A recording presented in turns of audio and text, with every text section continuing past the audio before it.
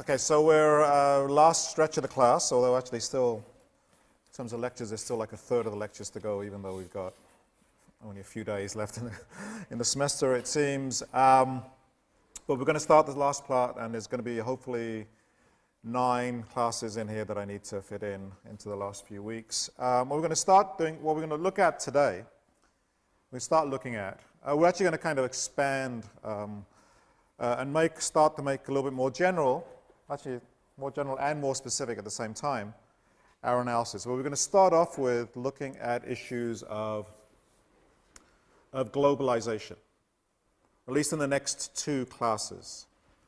Globalization is actually one of the most important concepts that has developed in the last 15, 20 years. It's also one of the most complicated, and people use it for whatever they want to use it for. You can talk about it in social, cultural, political, economic terms. There are many different. I said this is not a simple concept. We could spend the whole semester, more than a whole semester, looking at issues of globalization. But what it really refers to is, that the world is much smaller for all of us now. That, in fact, many people think that the nation state is not even the most relevant, way to think about the globe and to think about the world. The nation states have been eclipsed by other bodies, especially by multinational global corporations who seem to have enormous power. They operate transnationally.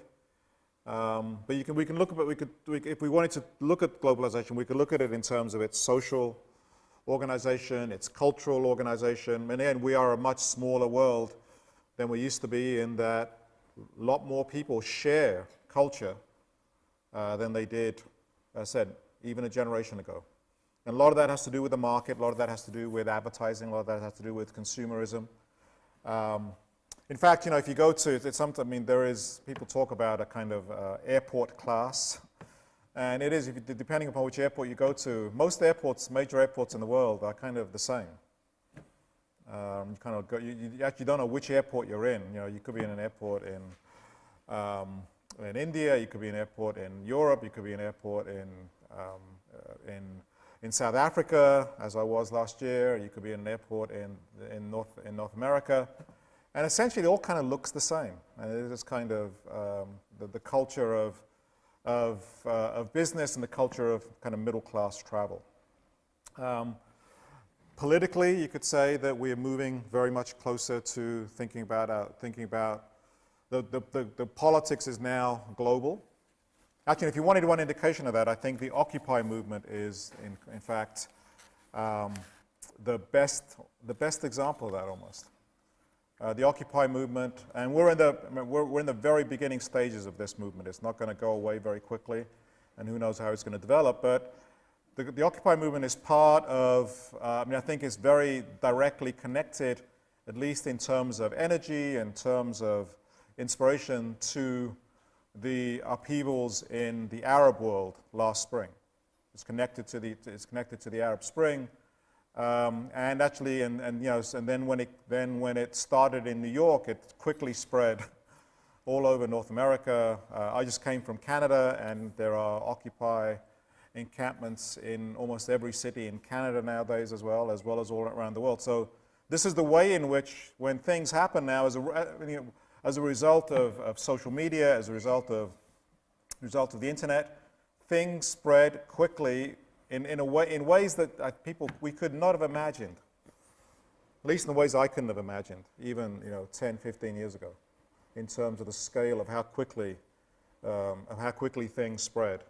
Certainly in economic terms, we can think of ourselves as in a global world. Again, those are the broad ways. We're actually not going to look at many of those, even though they're all kind of connected. What I want to do is I want to try and understand globalization through a very concrete relationship. And that is, to do with the subject of this course, is our relationship with commodities, our relationship with objects. Because we actually are, I mean, we're global citizens in many ways, but we're certainly global citizens when it comes to consumption. And I want to treat our relationship with commodities seriously. I think our relationship with commodities, what we buy, what we consume, is part of our identities.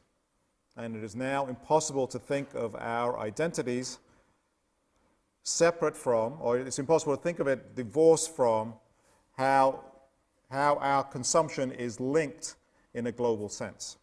Okay, and the easiest way to demonstrate that, I asked you to come up with, or look at your clothes and to see where the labels were in your clothes. And that's actually the easiest way to show how we are, global citizens. Okay, so if you could just, here is a map of the world. I'm going to just mark down, I hope you, actually there's what, 20 people in here? That should be enough for us to be able to do this, exercise. So where do your clothes come from?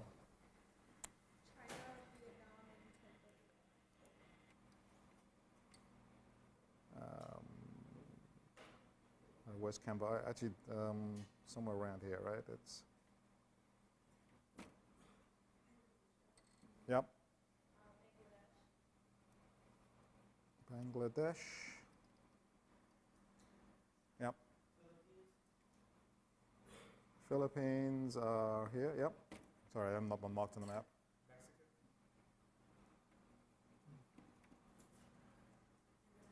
Sorry? Indonesia, which is over here. Actually, I was, I think I told you I went to Vancouver last week, and this may be too much information for you, but I was actually, was searching for a jacket. I didn't really have a winter jacket, so you really can't buy anything around here. That's, I was looking for a leather jacket, and there's some good stores in Vancouver, so I went into one I bought a leather jacket. It was a leather blazer. And I kind of got home, or I was wearing it, and I looked in my pocket, and this label was in the pocket. And it was actually globalization. This was what the label was. Let me turn this off now. This is what the label was. It was A.R. Youssef, and actually it's in. If you can't really see it, but it's I'm actually not even sure what the language is, whether it's Urdu or some kind of Pashtun, or I mean it's. Because it comes from Pakistan. And this was actually put in the pocket. This was the way they keep track, right? This was someone who'd made it, and it's quality check. And so there is writing on the back. I mean, I was directly connected, not just in, people who are keeping track of this was in my pocket. I mean, this is actually what globalization means, right? This is when we talk about, we are in this room, right? We are linked. It's actually me.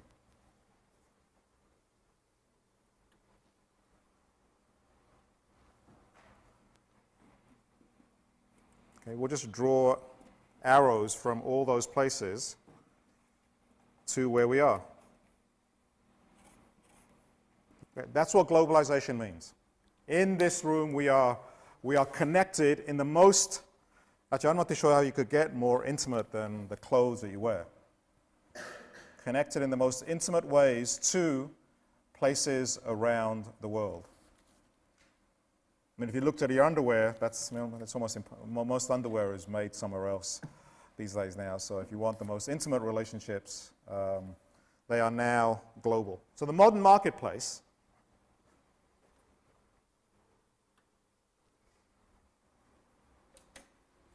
the modern marketplace is global. And this has been a revolution, I would say, in its scale. This has been a revolution of the last 25 years or so. And it has enormous impacts. It has impacts around the world. It also has impacts here. Because if products are being made around the world and they're not being made here, then it has an impact directly on the economy within our world as well. Okay, so we are all of us now, right? We are all of us now global citizens. We don't have a choice, right? I mean, the only people who are not global citizens, or the only people who don't have this relationship through their clothes, are, if you make your own clothes, which are almost zero, or if you're really rich and you can afford to have tailors make your own clothes. But if you're not the very rich, then the rest of it, the world of branding,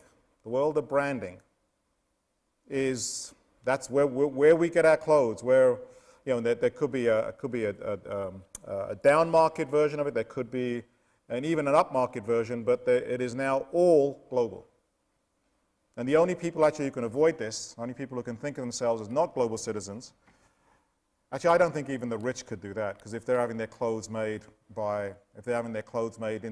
personally, you can bet it's by someone, an immigrant from the developing world who's doing it. So through labor and through products, we are global. And the question I want to pose, is how do we understand, right? How do we understand our participation in this world? How do we make sense of it? How do we know about it? And what do we know about it?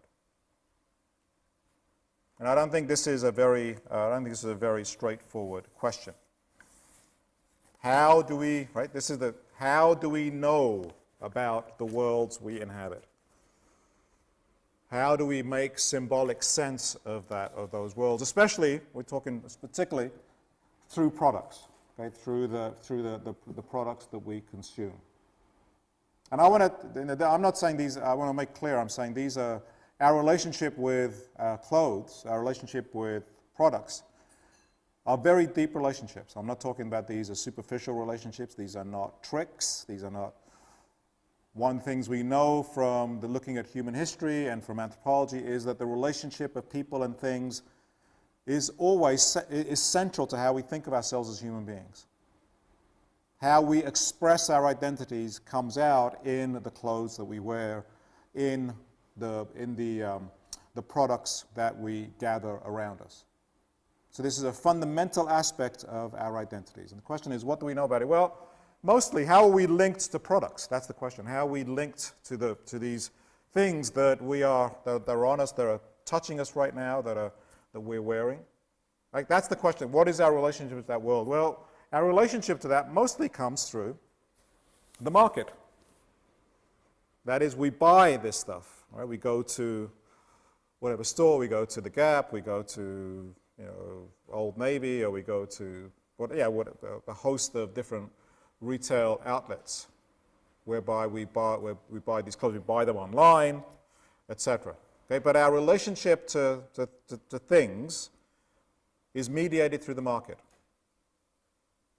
How could it be different? Okay, if you got your clothes from someone directly, if your mother made your clothes, if someone in your family made your clothes and gave them to you, then your clothes will not be mediated through the market.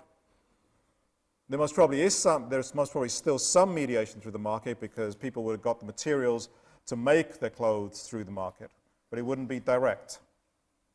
But our relationship is mostly through the market. And I want to look at how we make sense of that, and what we know and what we do not know. Okay, what we know and what we do not know. I'm going to take I'll take a number of logos or a number of companies. Okay, nowadays I don't even have to say what this is, right? Because we know that Nike has done its job. And I don't even need to say it. It is all we now can. Actually, I was thinking about this. It's now called the swoosh. I don't think there was even such a word as the swoosh before Nike came up with the swoosh. And it's now, it's now a word within the English language. Okay, I would say 20 years ago, that was not a ubiquitous symbol. The meaning of that symbol was not, when I say obvious, the meaning of that symbol was not very widespread. But we know that in the last 20 years, what Nike has done as a company, right, has been to invest huge amounts of symbolic resources, advertising. Huge amounts of advertising in making that swoosh means something. So when you look at it, you know, to the extent that you know it's Nike, and to the extent that you know it's connected with sports, okay, that, even if that happens instantly, that happens quickly, that's the end result of a huge amount of work. So I hope that's clear by now, is when we make meanings that we think are natural, when we make meanings that we think are quick, that didn't just happen, that is created. And Nike, I mean, that Nike is actually I don't want to pick on Nike, they're just the example, the best example of a company that doesn't make anything. Remember, Nike doesn't make anything. Nike simply contracts out to factories around the world the products that it wants to sell, and then it sticks its brand, sticks its swoosh on them. Okay, but Nike, we'll look at the Gap. Again, many of our clothes at least come from the retail stores. Retail store, the Gap. I'm sure many people have a relationship with Coors at the weekend that's quite deep and intense.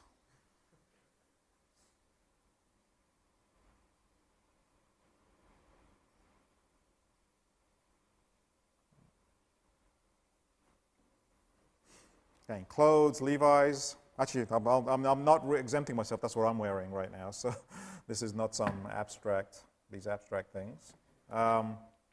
Again, you know, I don't really have an option. I mean, some people say, you know, I mean, you do this kind of a critique, or you do this kind of analysis, and you're aware of all this. You know, it must have some impact on what you buy. Well, I'm not too sure it has an impact on what I buy. It has an impact on what I know. It has an impact on what my buying means for me. But I'm not too sure it has an impact on a huge impact on my buying. I try, you know, because, as I said, if you want clothes, you're limited by what is available. Unless you want to spend a lot of time, right? That's a decision people make. You could spend a lot of time really searching out clothes, really searching out what is made in a kind of environmentally, sustainable way, what's made in humanitarian conditions, and it will take you a huge amount of time to do it.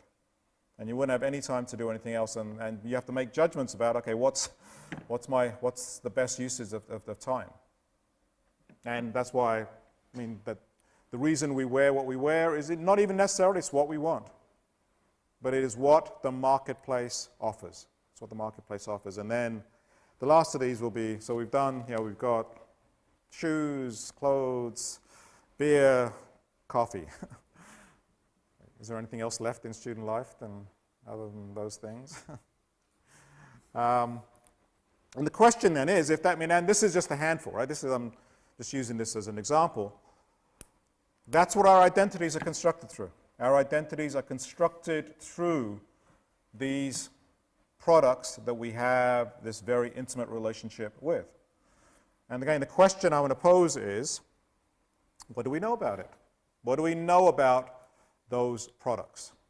Okay, mostly what we know about these products comes because it's a marketplace relationship. Because it's a marketplace relationship. Most of what we know about these products comes from the marketplace. It doesn't come from any independent source, it comes from the marketplace. So for Nike, we've seen this ad before, but this is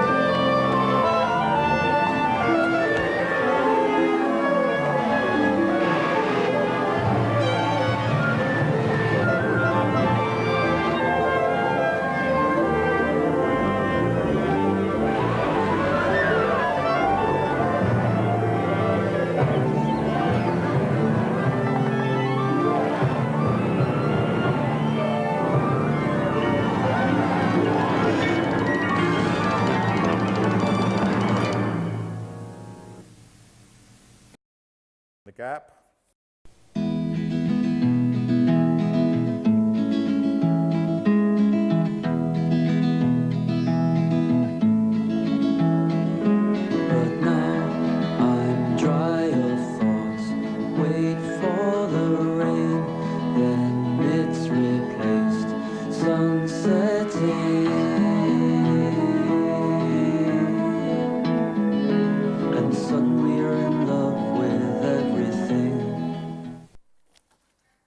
Remember, products, our relationship with things, always has to mean something.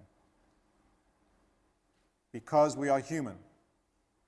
Because we are human, we have a symbolic dimension to our relationship, to our interaction with the material world.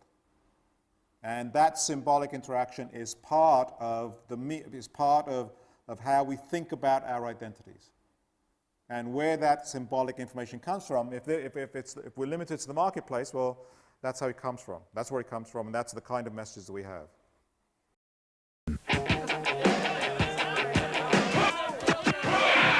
Raindrops on roses and whiskers on kittens. Bright copper kettles and warm wood and mixes.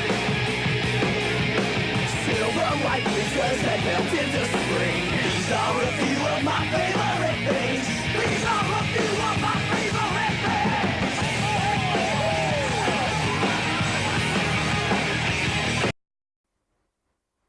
And then for Levi's.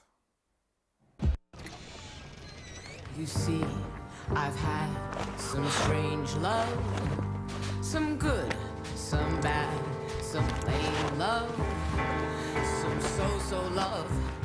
So what? And c'est la vie. But just let me proclaim love, you're the strangest love I've ever known. Okay, now the reason I put them in, the reason I didn't play them to you for your full screen is because we have many different relationships with products. And I don't want to, I mean, these are just four. But if we expanded it out to all the things we have relationships with and the messages that come about those products, right, there will be many, many, many of them. So in this instance, if we're talking, Nike means sports, the Gap means romantic love, or is connected with the romantic love. Kors means good times. Levi's means sex. And all those, Starbucks would mean friendship and community and whatever else the other products that we interact with. Right? That's the meaning of it. It's tough to have any other meaning because that's the environment. That's what we know. And that's why advertisers, I mean, does this mean that advertisers blindly control our buying? No. Right? Remember does advertising influence, does it influence directly sales? Well, it may do. I don't really, as we've looked, that's kind of unanswerable question as to what any campaign does. But what advertising does do, we know, is influence how we think about the world. It influences our relationship to the world of things in general, even if it doesn't make us, even if it doesn't persuade us to buy things. That's its cultural role. That's its cultural role. That's its cultural function.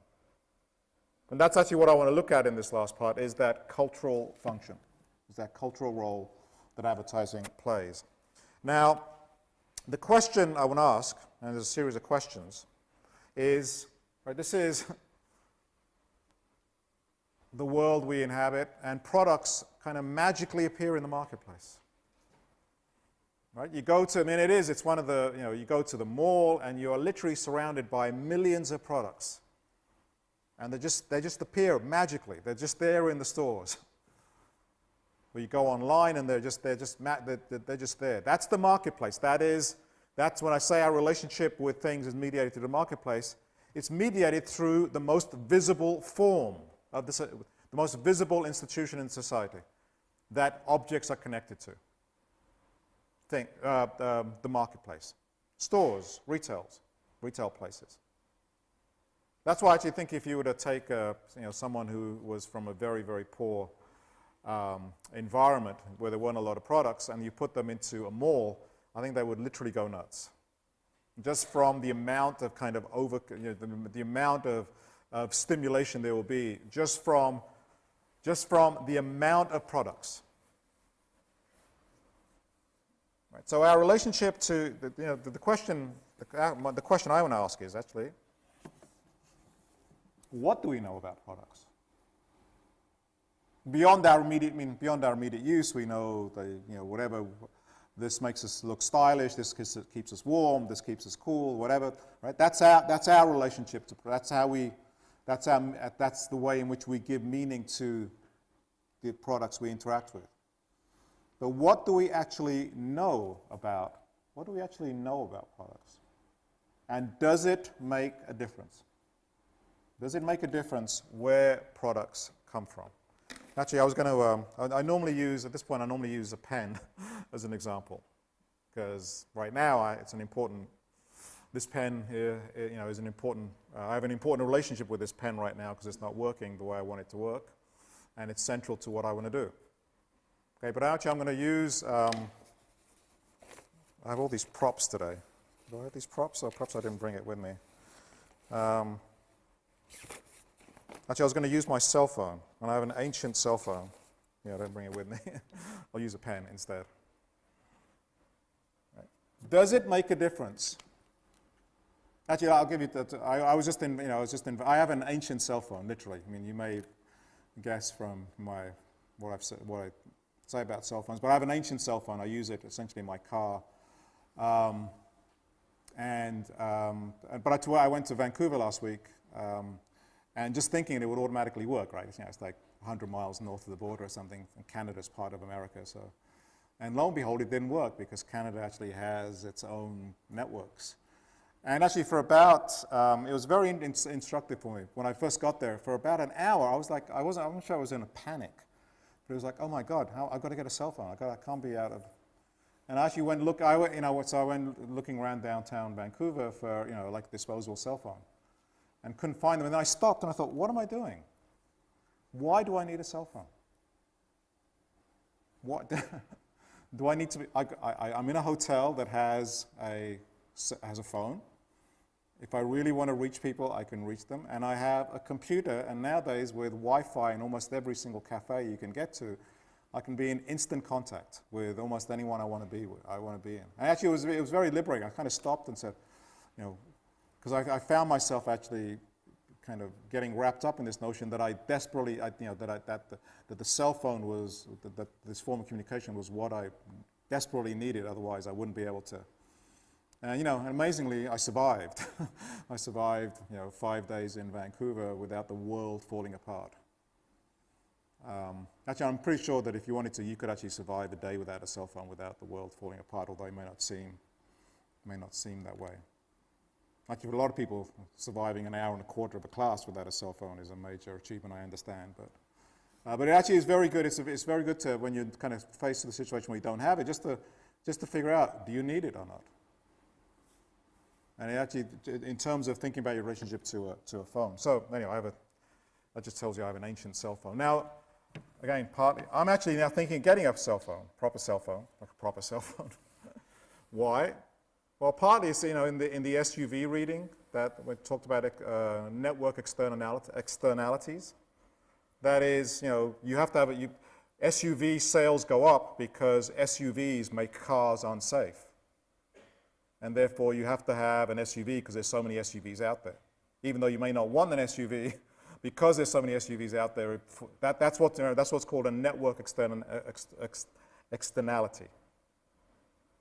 And cell phones are kind of the same. People are now just shocked that you don't have a cell phone. They ask me, and it's like, no, but we need to contact you every single moment of the day. And when you tell them you don't have a cell phone, they almost think you belong to the last century, which actually I do. It's only 10 years ago, 12 years ago. But that's the way what network externalities mean, right? Which is, the context, the context is what drives sometimes individual consumption, even though individually you may not want it. Again, it's a very, that was actually what was when I was going through whether I needed a phone in Vancouver. That's actually when I stopped. That's when I remembered back to the Bradshaw reading, to the SUV reading. And I said, this is exactly that thing. I think I need it because everyone else has one, and I think I need it because it's, and sometimes when you stop and think, you actually don't need it, when you stop to think about it. Now, the question, let's go back to the pen. So that's my cell phone rant. Let's go back to the pen. Right? This is, would it make a difference to me if this pen, if I knew that this pen was made in a developing country by child slavery? Right, this pen was made. The reason it looks like it does, the reason the ink is in it, right? It was actually put. The reason someone who worked on it actually was not a paid laborer, but was a slave. Right? Would it make a difference to me? Actually, and we know, to tell you the truth, I don't have to ask that as an abstract way. We know it would make a difference. And we know it would make a difference because of how powerful our relationship to things are. Our relationship to things are powerful because of the nature of things, because of what goes into things. Because this pen is not just the material object. And once I know where it came from, and that's what we're going to do in the next two classes, is actually look at where things come from. And the question you will then you will then have to pose in your own heads is, okay, what does this do to my relationship with things? And I'm going to warn you, we're going to, essentially, remember that we know it makes a difference, right? We've actually already done it in this class. Okay, when I gave you the example, when we looked at the case of diamonds, right? That's what that was. Looking at the case of diamonds was actually, okay, you have a relationship with diamonds that's purely mediated by the marketplace. And essentially what we did in that diamonds lecture was say, okay, let's actually step back and see how diamonds get to the marketplace. Let's look at that process, and let's look at the marketing that goes into it. And when you start to break it down, right, when you start to break it down, and when you start to know more,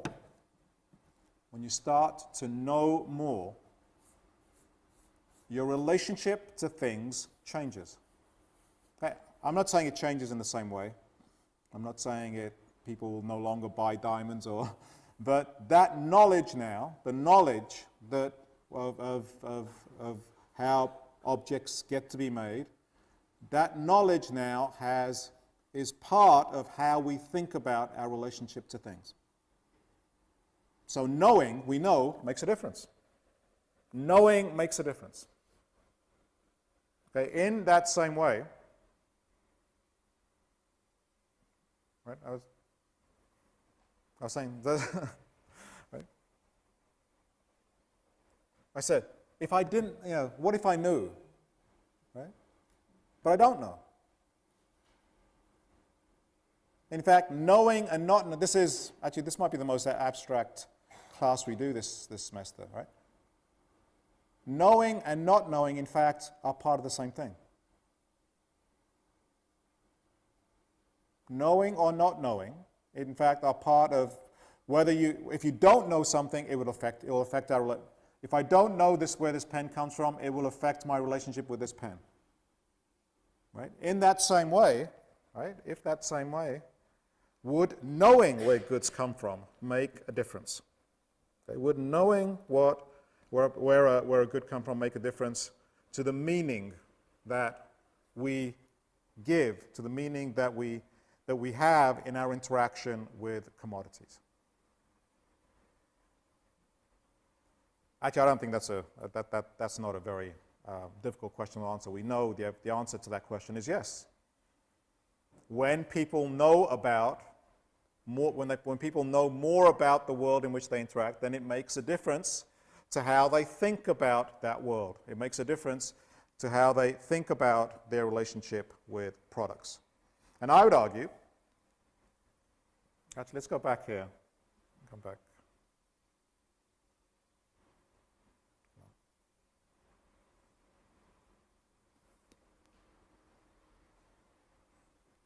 Actually, forget about, that's not supposed to be moving.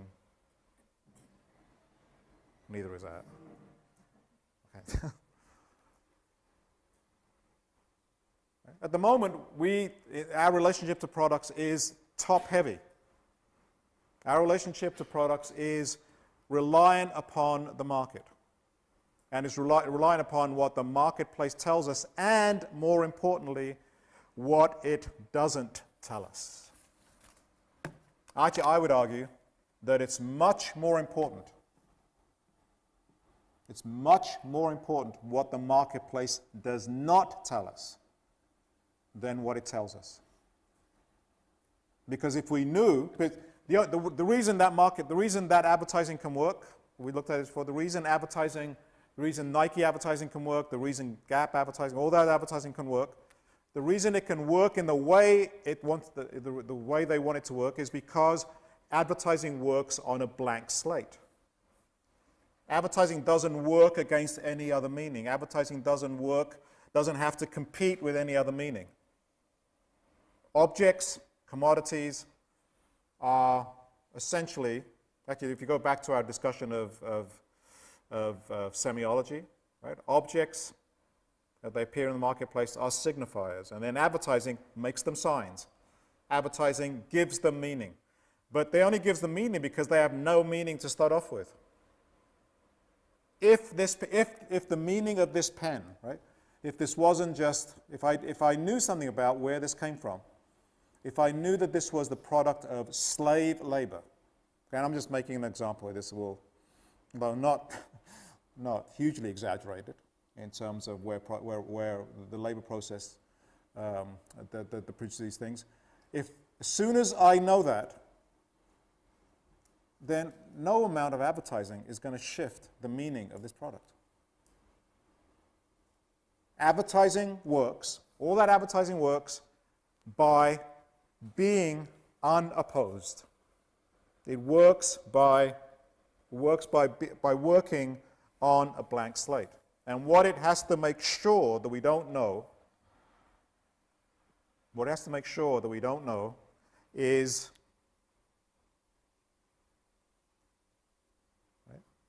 really important information. What they have to make sure we don't know is how was it made, by whom, under what conditions. And there is a whole industry, we haven't looked at it at all this semester, but there is another whole industry called the public relations industry, whose major function is to stop us from understanding and from getting this knowledge. It's to stop us from to stop us from getting complete information about objects and about the world of consumption, so that advertising, so that top level can do its job,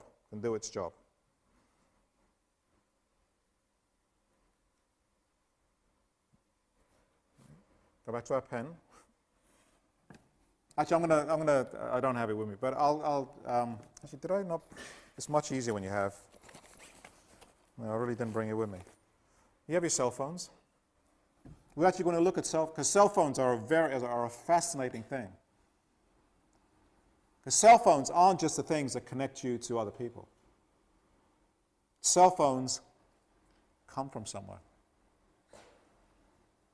Cell phones, the material that goes into cell phones comes from somewhere. The question is, what would happen to our relationship with cell phones? This is very concrete, okay? Even though we're going to talk about abstract issues, these are concrete issues.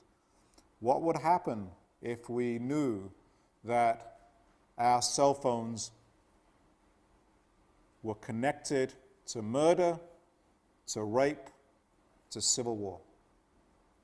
That they were connected to really exploitative, murderous conditions of production. That the reason we get this, the reason we have the cell phone that we have in our pocket, that we use all the time, is because people died. People died to get that cell phone in your hand. What difference would it make? Well, if you want a real relationship with products, sorry, I'll say that again. If you want a complete relationship with products, if you want a moral and ethical relationship with products, then you have to find out all you can about the products that are in your pockets. And part of that is answering these questions.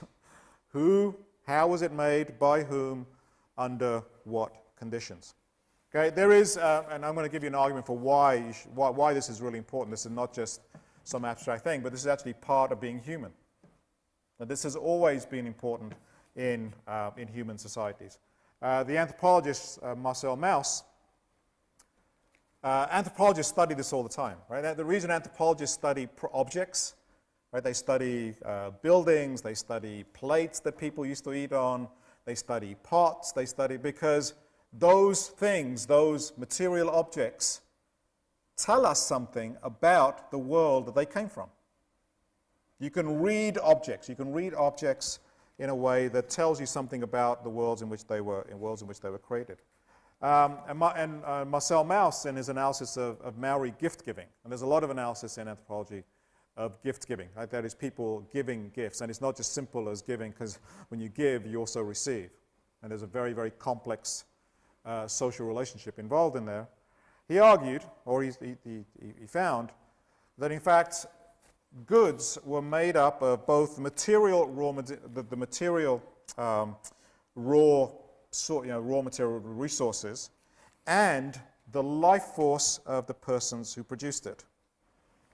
That in fact, when in many cultures, the exchange of things is literally, in many cultures, an exchange of people. It was thought that if someone made something and gave it to you, that they had embedded a part of themselves in that product. And so when they gave it to you, they were giving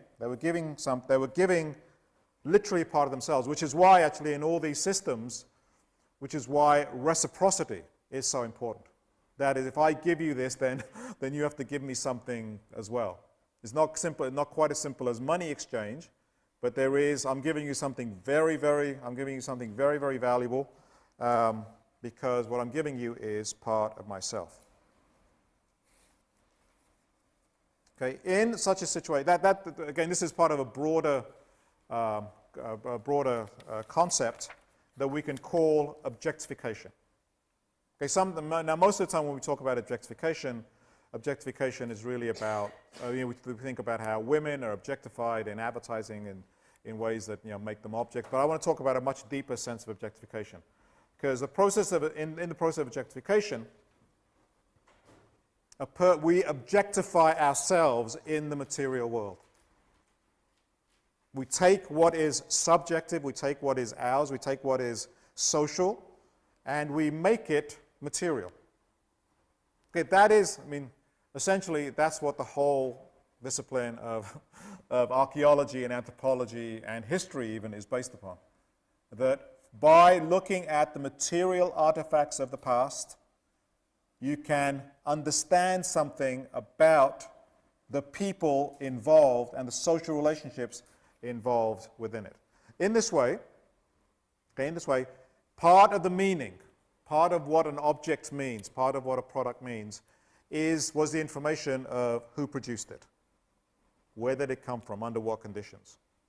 Let me give you an example that it's not only in terms of things that are produced. Think about gifts that you get from people that are meaningful to you. The sentimental gift.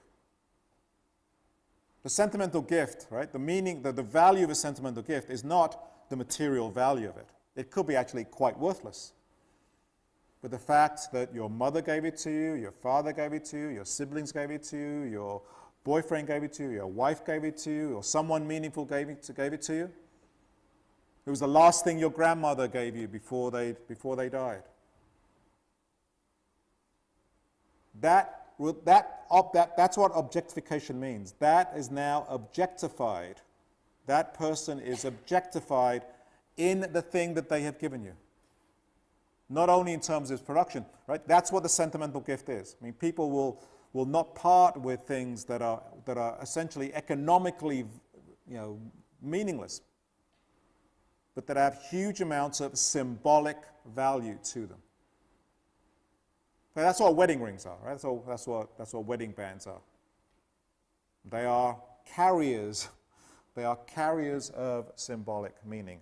Okay, in this way, things come to resonate. Right? Things come to resonate with social relationships. Okay, what I'm attempting to, the argument I'm attempting to make here is that the world of things that at the present time we only think of in terms of marketplace information is actually much, much deeper than that. It has many, many more dimensions to it. Actually, I started talking about the gift too early. As I said, in terms of the sentimental gift. Okay, embedded, and the reason I said this is an abstract part, but we'll get to the concrete stuff. You've got to come through the abstract stuff. Okay, embedded in goods, yes, part of their meaning. Embedded in goods are the social relations of their production. I've changed the pen. This was a red one. Where's the blue one gone? Embedded in this object, embedded in this thing, is its entire history. It's in it. It's encoded in it. If only I could read it. If only I could read it. If only I could unembed what was in it. If only I could see the social relationships that are contained within it, I would have a much fuller relationship with this pen. A much more meaningful relationship with this pen. Might be good. Could be bad, could be good. Perhaps it's made under really good conditions, and when you do that, right? People want to drink coffee that is fairly traded. What does fairly traded coffee mean? It means that coffee that comes to you, the farmers who grew it got a proper price for it. And so even though you may pay, and people end up paying a few cents more for fair trade coffee, they feel good. They feel good because they are part of what they think is a sustainable set of relationships around the production of coffee. They can have coffee every day and they can feel good about who they're supporting. Right? It doesn't always have to be bad. And actually the fair trade, the whole fair trade movement is actually based upon this notion. It's based upon this notion that things resonate. The goods are the embodiment of social relationships. And it depends. You want to live in a world, you want to be surrounded by goods that actually are in line with your values? Or do you want to be surrounded by goods that are not in line with your values? Now, the problem, of course, is, it's not another problem.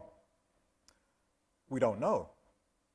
Because the only information that we have, right, in the magic of the marketplace, the only information we have is what the marketplace gives us. And the marketplace doesn't give us this information beyond, actually, we actually have some information. We have information about, we just did it today, where these products come from. So we know they actually come from somewhere. And if we knew then what were the conditions of the factories in those places.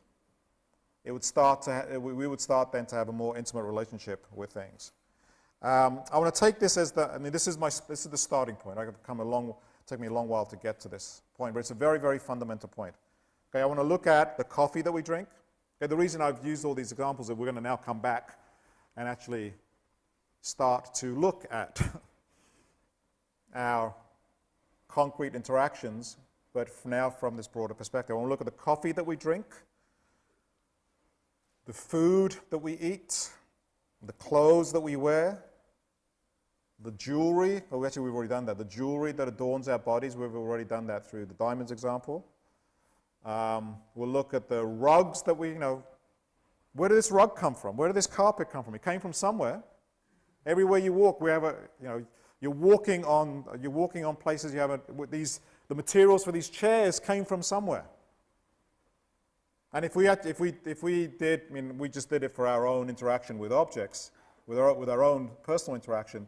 But if we wanted to do it for this room, we would be in a global world. There was actually an article about a year ago, I remember, where it was a New York Times article, where it just kind of became clear, it became clear to someone, because if you looked at, they were in New York City, and if you looked at manhole covers in the streets of New York, do it next time. If you look at manhole covers in the streets of New York, it says, made in India. So on the streets of New York, on the manhole covers is those things, the iron or the steel that goes into them, the process comes from India. And our streets, what we think of as Western streets, are now intimately connected. This world, this room, we could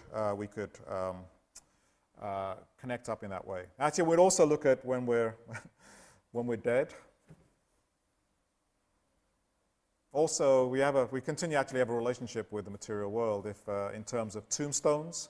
The tombstones that go, I think most people are planning on dying most probably in the room, and so we will most probably all have some relationship with. We'll have a relationship. I was going to say beyond the grave, but it's actually not beyond the grave. It's in the grave. We'll continue to have a relationship with objects even then, and we'll look at that. Now, who understood this? Not surprising. Let's go to quote number 1. Okay, the person who understood this we started off the semester with this quote, was Marx. Okay, the most sophisticated analyst of capitalism. Again, he understood this from a methodological perspective. Okay, that's what this was his kind of key insight into how we understand the world. Okay, this is a quote. The first part, I hope, is really, if the first sentence is not clear to you, then we're in deep trouble, because we've relied upon it for a great deal, right? He says, the wealth of societies in which the capitalist mode of production prevails appears as an immense collection of commodities. That's how we started off the semester. That's what separates capitalism, the amount of stuff, right? But in fact, it was part of one sentence, and we didn't get to the second part. He then goes on to say, the individual commodity appears as its elementary form. Our investigation, therefore, begins with the analysis of the commodity. Okay, Marx was he wrote his major economic work was called Capital, and he thought capital was really powerful. He also thought that the major value-adding element in the society, the element that produced value, was not capital. It may control, but what produces value was labor. But when he comes, this is the very first lines of his economic work. And when he comes to this, what he says is, he doesn't start with either capital or with labor. Instead, he says he's going to start with the commodity. Why start with the commodity? He says, well, because the individual commodity appears as its elementary form. Therefore, our investigation begins with the analysis of the commodity. Okay? The reason he chose the commodity is actually connected to what we've been talking about. The reason he chose the commodity as a starting point was because products are both concrete, right? Concrete, here it is, it exists, right? Concrete material. But they are also abstract in that in this product, in this material product, is the whole society, are the social relationships of the society. And if you can only, so if you can start off with something that is, they said that is its elementary form, if we could only decode this, it's there. I can look at it, and it's what I need to know. It's if I looked at it correctly, all the information I need to understand. This is what Marx was saying. If I could just understand this thing, this pen, I could understand the entire society. I could understand the entire system. I could understand the entire complex system that is capitalism, because that is what is embedded in here. If only I could decode it. Right? If only I could decode it, we will be able to understand the entire system. Why can't we do that? Right? That's the question then. If objects are the carriers of social meaning, if objects carry within themselves the capacity to describe the process through which they were produced, right? Why don't we see them? Why don't we see them? And what Marx argued was, he says, however, this is why you need a whole analysis, this is why you need to do the research. However, he says, in capitalism, there is something that hides this information. Something that masks it. So when we look at this commodity, we can't see it. Not because we're stupid, not because we don't have the right language, and not because we don't have the 3D glasses to be able to understand, to see it. But there is a barrier put between us and our proper understanding of it. All we can see actually is, in terms of what I laid out, all we can see is the top. All we can see is what the marketplace offers. And we can't see everything that goes beneath it. In that sense, what we see of products is like the tip of the iceberg. It's the tip of the iceberg. And if you want to understand the iceberg, it's a tenth of the iceberg is above water. It's a tip. But if you want to understand the iceberg, you've got to look down to see the other 9/10. And it seems as though the tip of the iceberg is so big. Say, millions of products we are engulfed in every day. So you go to the mall and we are just surrounded by objects and objects and objects and objects. And yet, they give us a very small amount. They reveal something very small. Something is hidden, something is masked. There is, Marx says, there is a rupture. Okay, there is a rupture in capitalism between the way things appear to us. Right? There is a rupture. It's between, this is how it appears to us, and their real meanings. And if we want to get to their real meanings, if we want to get to their complete meanings, we have to do some other kind of work. Okay? Come back to think about it. You can just, the information is inside. If we can just unpeel it, we could see through the layers of what's hiding it. If we see through the barriers in front of us, we could see the entire system. That was, I think, actually Marx's great methodological genius. He started off, what's that? The quote we read, first line of capital. First line of capital. And in that sense, Marx's work, I think, actually is really understandable because it is both abstract, it's about the system as a whole, but it is also about something very concrete. How do we find that out? How do we do that? Let's go to quote number 2.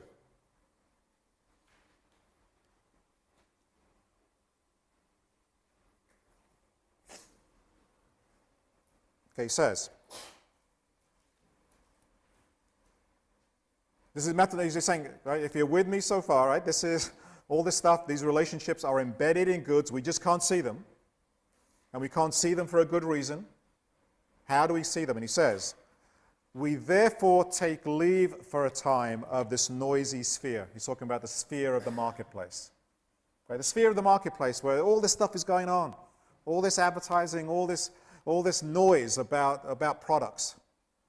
He says, we therefore take leave for a time of this noisy sphere where everything takes place on the surface and in view of all men, and follow both, he's talking about both capital and labor, worker and capitalist. We follow both into the hidden abode of production.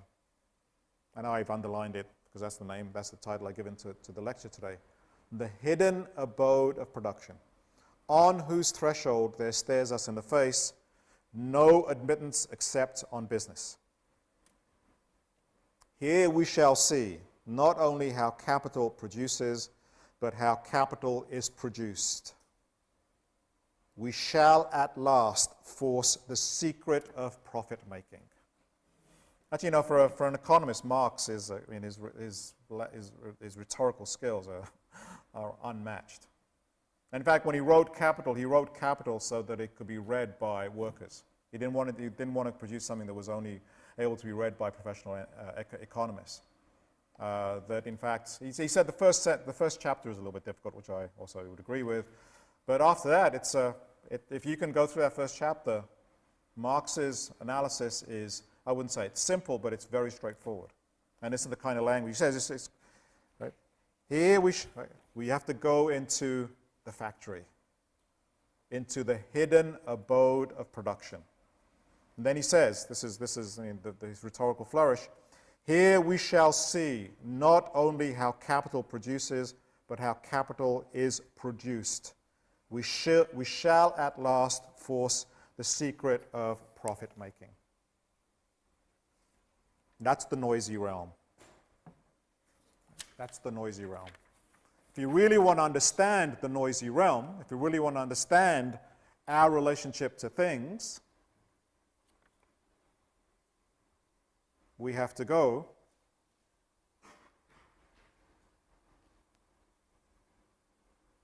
to the hidden abode of production.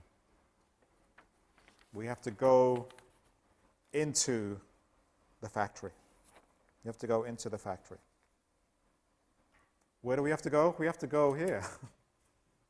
We have to go to all these places, right? That's actually, when you talk about the hidden abode of production, that's the global. We're not only are global citizens in terms of the market, we are also global in terms of production. And if we want to understand this, we have to go to. Actually, I put these. I put these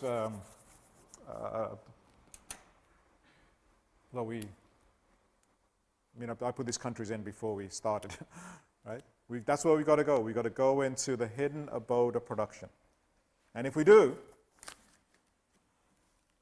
okay, we've done it a little bit already. We've done it with diamonds. We've done it with water.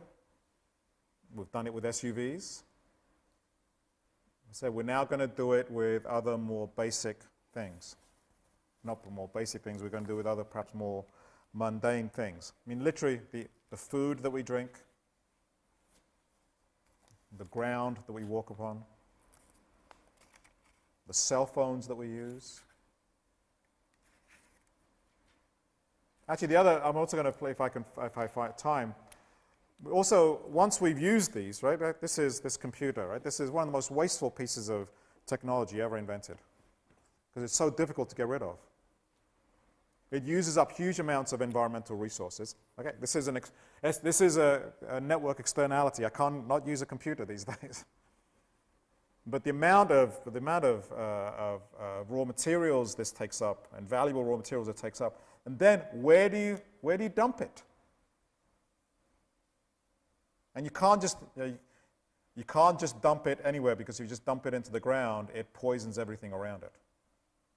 So you've got to find some country that doesn't matter and dump it in that country. And if you want to know what that country is Ghana,